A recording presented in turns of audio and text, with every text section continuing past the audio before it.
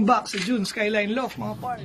Ayan na nga mga pards, may pusang nagpapaampon sa ating loft mga pards. Yun nga lang, syempre hindi natin alam kung kakampi ba to o kalaban, pero ang bait niya mga pards. Ayan o,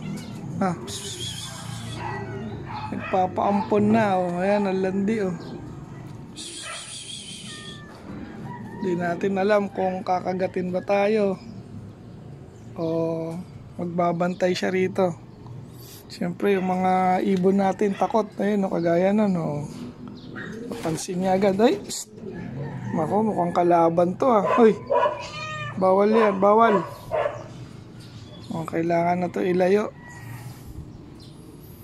Magbabantay rito to. Dito nakakatulong rito pag nakabantay o.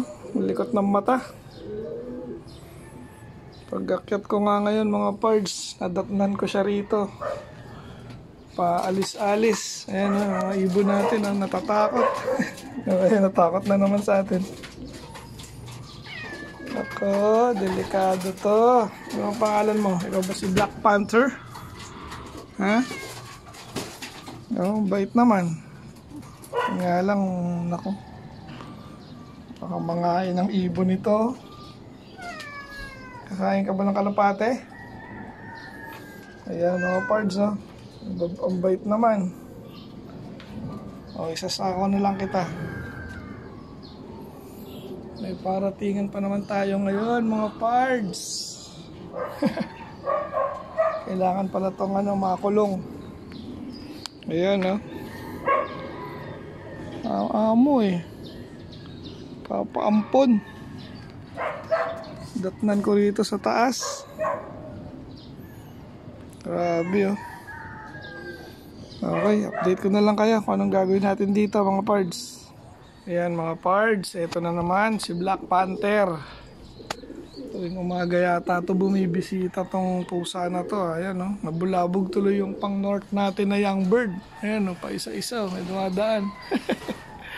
Bigla kasi nilang nakita tong pusa eh. Andun sila kanina eh. Nagliparan tuloy. Sana kaya yung ibang mga kasama nun. Ayan, naalis na uli siya. Naalis ka na ba ulit, Black Panther? Ayan o, ano eh o. Tawag dito, maliksi siya eh o. Pag may nakitang gumagalaw.